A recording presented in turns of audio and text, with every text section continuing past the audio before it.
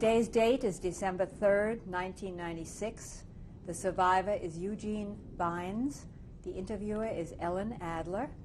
We're in Whitestone, New York, United States of America, and the language is English. Right. My name is Ellen Adler. Today I'm interviewing Eugene Bines in Whitestone, New York. It is December 3rd, 1996. May I have your name, please? Eugene Bines. Would you spell that for me, please? Eugene, B like in boy, Ines. And what was your name at birth? Gdala. Could you spell that, please? Gdil, I think it's H. When were you born? I was born January 1st, 1922. Which makes you how old now? That makes me 74 years old. Where were you born? I was born in Krasnik. Tell me, if you can, about Krasnik. Where is that near? It's near Lublin. In Poland? In Poland. And what size town was this? It was about, I would say, 5,000 Jewish families. And was the town made up predominantly of Jews? The town was 75% Jewish, but the outskirts was Polish. Can you tell me your parents' names and what your father did My for a living? My father was a butcher, and he did very well. He supplied the Polish army with meat. We had a very good going business. My mother was a housewife. May I have their names? Ethel. And your father's name? my father's name is Shmuel. And we had a comfortable home. Were you in a private home or yes, an apartment? we were in a private home. We had a home. We were living in the front. In the back of the house was living another brother, my father's brother. He had 5 children. And in the back of the house, there was another house which another brother lived. One of the brothers, he had 3 children. And in the same house, there was another apartment, and there was another brother who had 6 children. And it was nice, a beautiful family.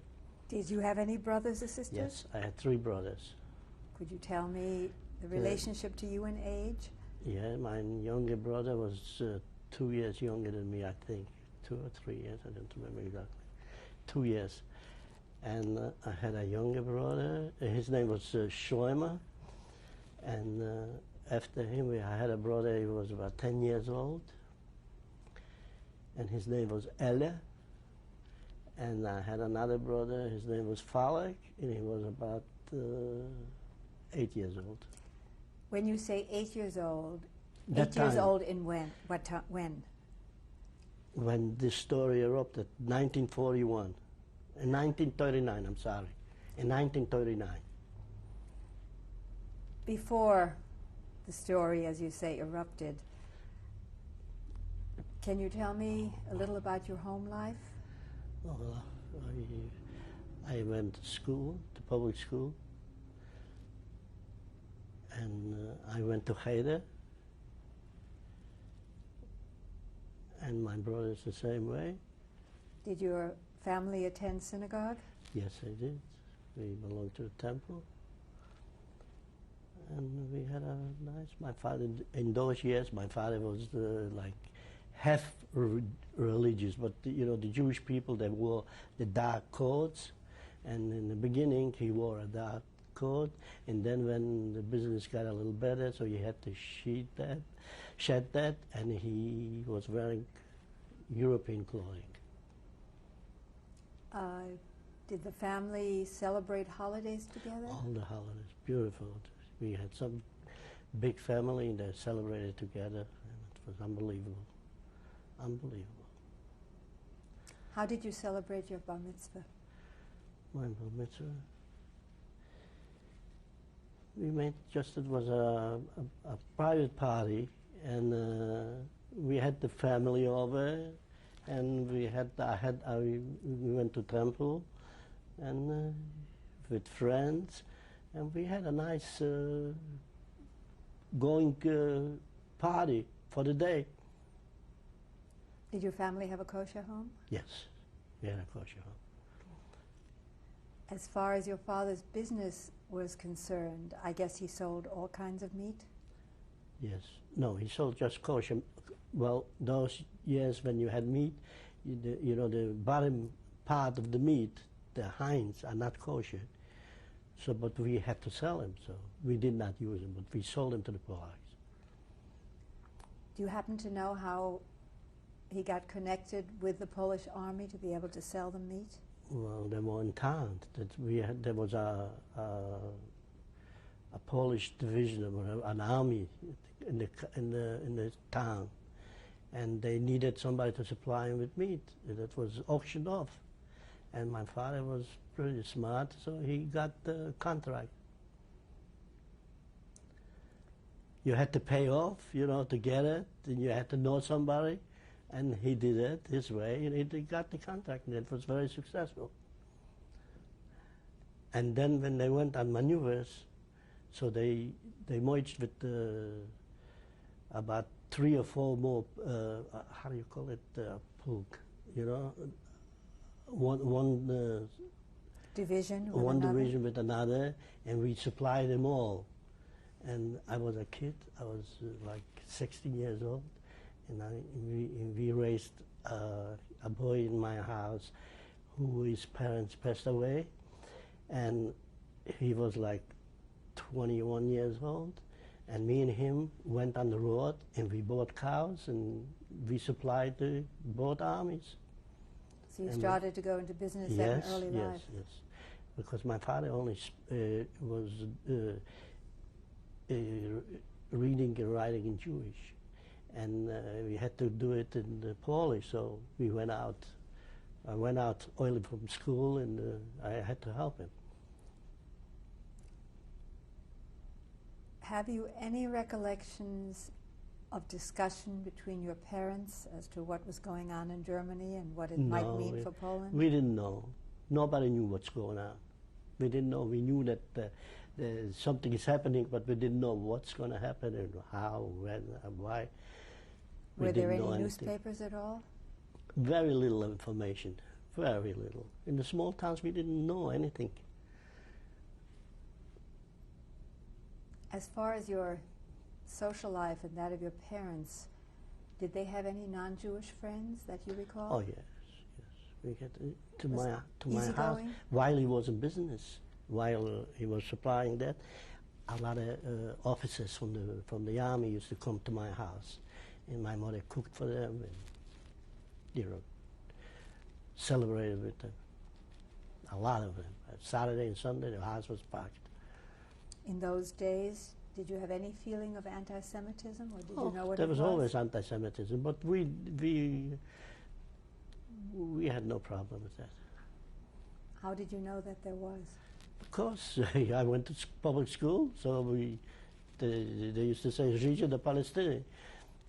Which meant? That means you're a Jew, go to Palestine.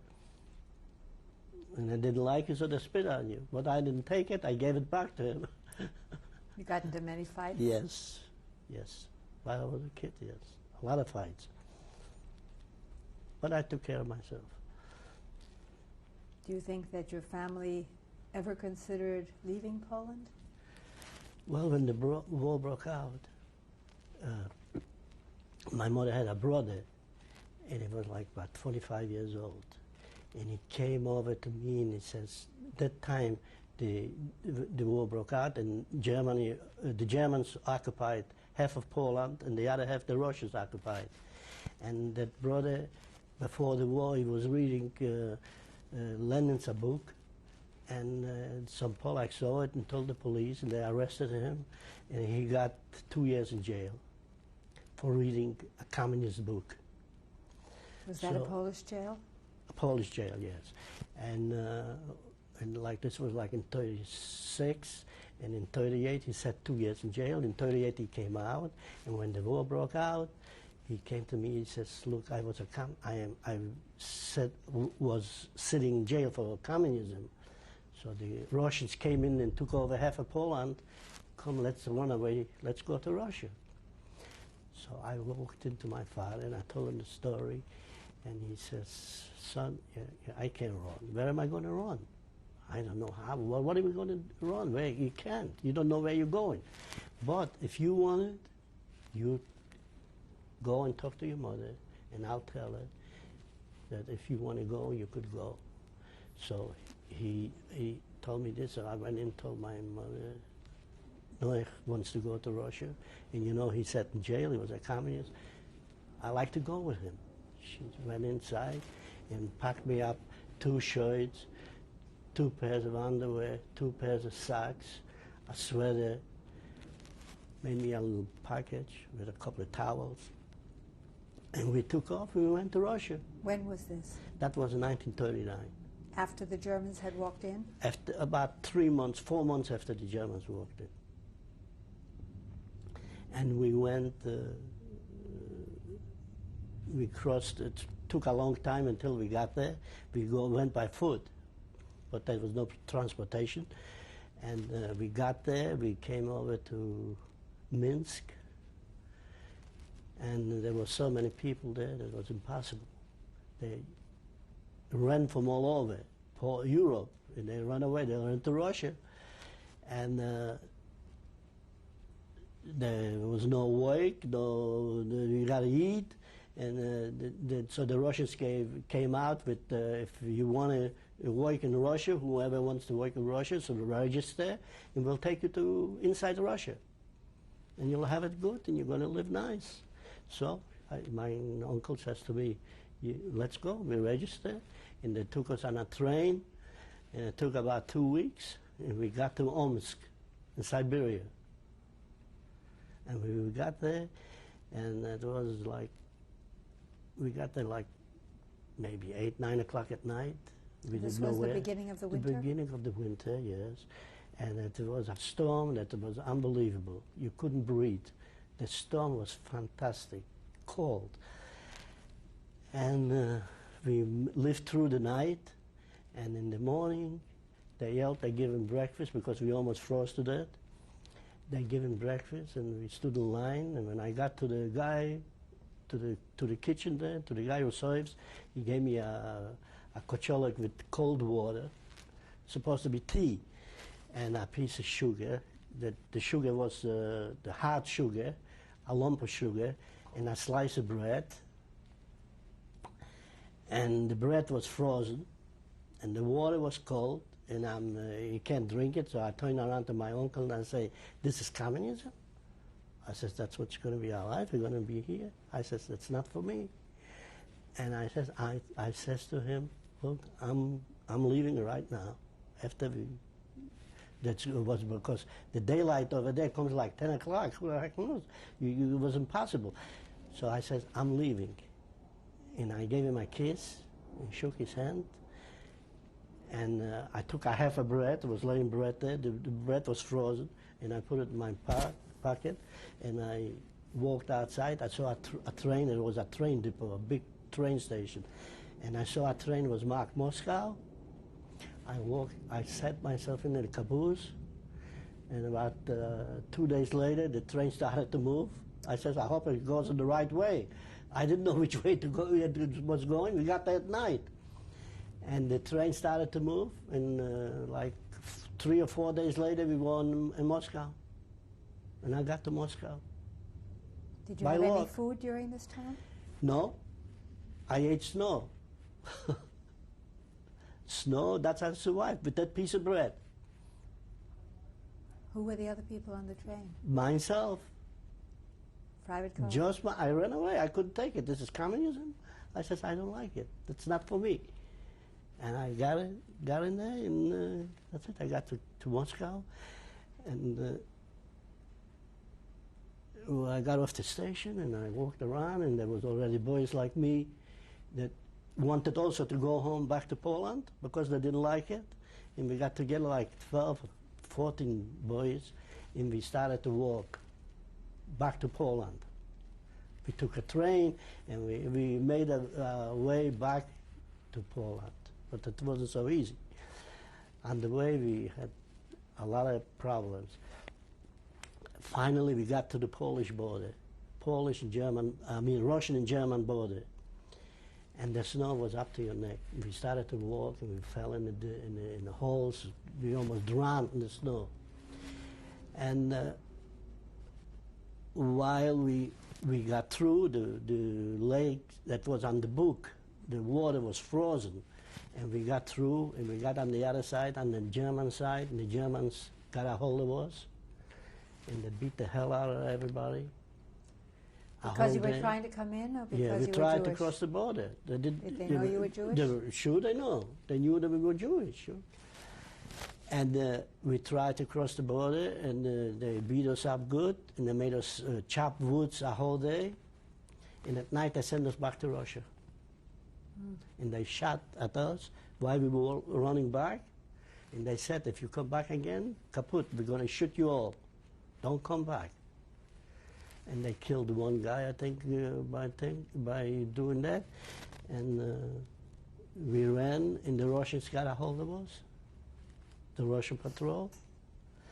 And so they say, where are you going? So we says, we ran away from Germany. So they says, no, you can't come in here. They wouldn't let us in.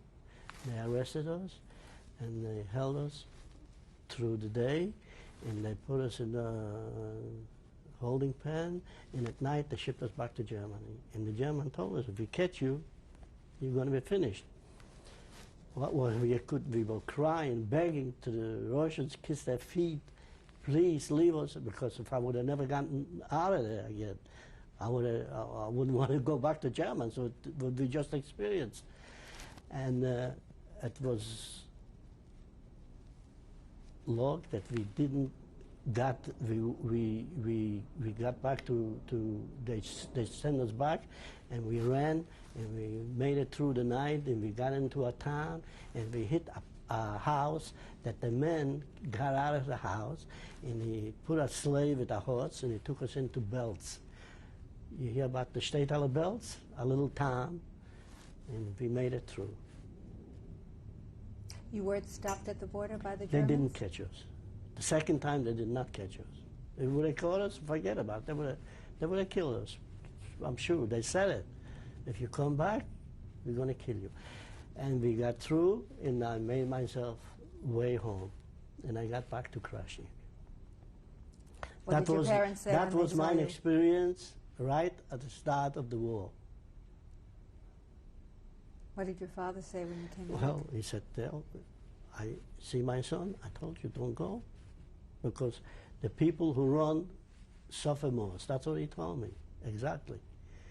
But I didn't want to listen, and that was my start. And that was still in 1939.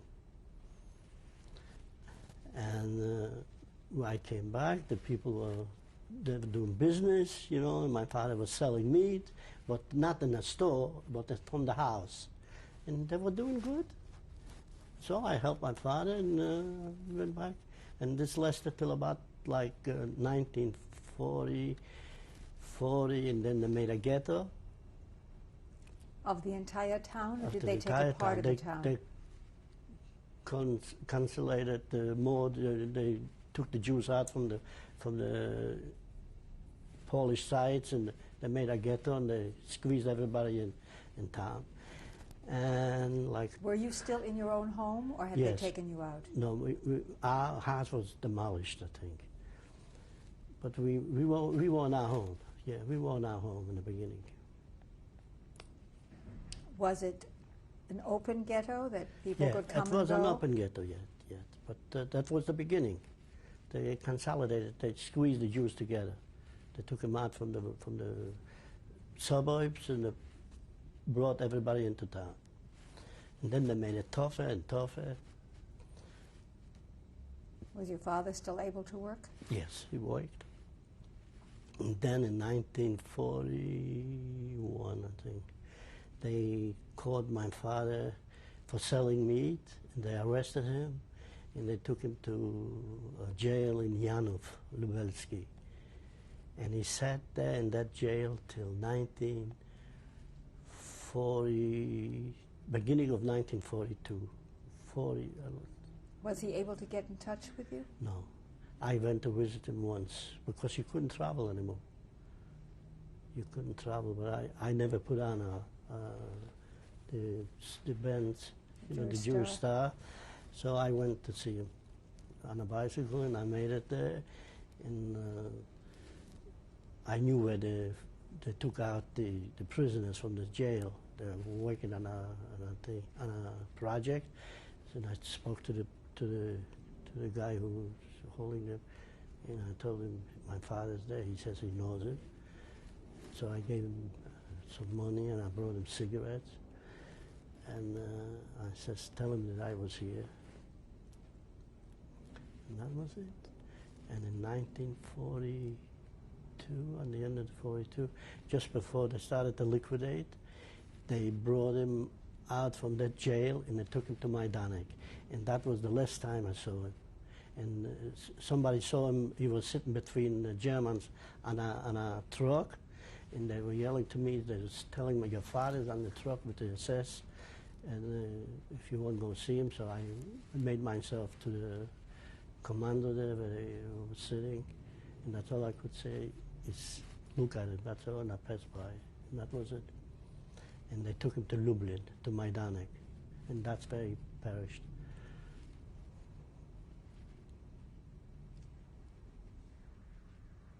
When did you become associated with the partisans? With the partisans, so I got associated right after that. After that, I didn't want to stay in the ghetto, and then there was problems. And I says to myself, I had some Polish boy who was in the partisans, and he told me to come with him, and we'll do it. So I ran with him. A Polish boy, meaning somebody who was not Jewish? Not Jewish, yeah. And he took me into the woods, and we joined a partisan group. And how did your mother feel about your leading? Well, she didn't like it, but she says, go save yourself. She stayed behind with the two younger boys? Yes, she stayed behind with 3 boys. With 3 boys, yes. And I was there for about 4 months in the partisans, maybe 5 months. And we were very active. We were Tell me about some of the things you did. In the partisans, we blew up a few trains. Not too many, because we did it in some places where we blew up a train, and then the Germans came in, and they burned down the whole neighborhood with the people, with the cars, with everything. And then we had to run from there. And where did you get the dynamite? We had that was a very big size of partisans. Did it have a name? No, I don't know if it had a name, but there was Russian people there, and there were French people there, and I think English people too. There was a few hundred people there in that group, and there was like 3 or 4 Jewish families with children, and there were like a few young boys like me, and a few girls, Jewish girls, and a few Jewish boys. And how did you subsist? How did you get nourishment? We got not much, but we supplied. We had to go 50 miles away and go to the farmers and get, because we couldn't do it in the same neighborhood. You see, you could not go into a farm in the same neighborhood. When they took away his food, and then they get mad and they turn us into the police. They say there's partisans in here. So we had to get food like from a faraway place. And we brought it in. It was tough, but we did it. And the place where we were, there was a lot of woods, and it was no roads to get to it. So we were very close, I mean safe. What time of year was this? What time of the year? That was in 1942, the beginning of 42. So it was cold in the beginning. Oh, what time of the year? Sure, it was, but you didn't feel any cold, you know. You try to do things what you had to. You had to survive. The way you speak, it was not just Jews, it was a mixture. No, there was very few Jewish people, very few. There was 3, 4 Jewish families only, but there was a lot of people in there. And one day, after, I don't know, must have been there 5 months, at least good 5 months. And one night, I was standing on guard with Polak at night, and he was very nervous. He got, he was walking around like he wanted to say something to me, and I don't know what he's trying to do. So I asked him, "What is it? What's the matter? Is something wrong?" I said, "Something bothers you?" He says, "No, but I tell you, I got to tell you something. I want to tell you something." I says, "What is it?" So he took a few minutes and he told me that there's an Armia Krajowa in Polish. He says, and they don't want Jews in Poland. They want Poland without Jews. When he told me that, I had a Russian machine gun like this on me, and when he said that, and he said, "At 12 o'clock tonight, I have an order to kill you, but I can't."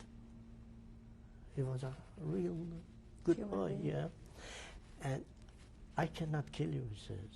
And I can't, when they told me that, I can't stand them anymore either, the whole thing. So he says, "But I know you're not going to believe me, but first when he told me this, I had that machine gun, so I put my finger on the trigger, and when he said that, and when he walked over here, so I had him in front of me. I didn't let him go in the back, because, I don't know, he just tells me something, and then, I don't know, to believe him or not. But he said, 12 o'clock, we're going to stay here till 12 o'clock. We were quite away, a few miles from the place, and at 12 o'clock you're going to hear they're going to shoot all the Jews there. And I have an order to kill you, but I don't want it. He says, "But let's go." We go. He was a farmer's son, and we go home to my father, and I'll take care of you. I'll hide you. Right now, I have to interrupt you for a tape change. Good.